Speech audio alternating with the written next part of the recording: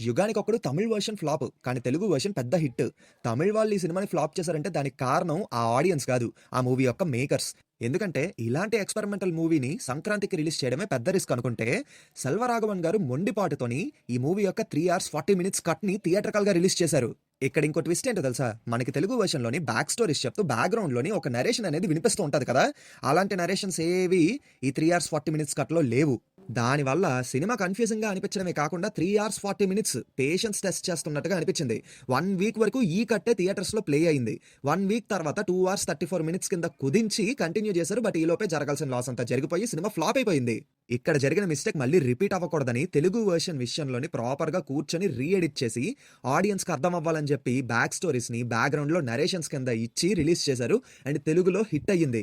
So ఇక్కడ మనకి 'కలేజా' ఎలాగో తమిళ్ ఆడియన్స్‌కి అక్కడ 'యుగానికొక్కడు' అలాగా థియేట్రికల్‌గా ఫెయిల్ అయినా లాంగ్ రన్‌లోని కల్ట్ స్టేటస్‌ని సంపాదించుకుందన్నమాట సినిమా.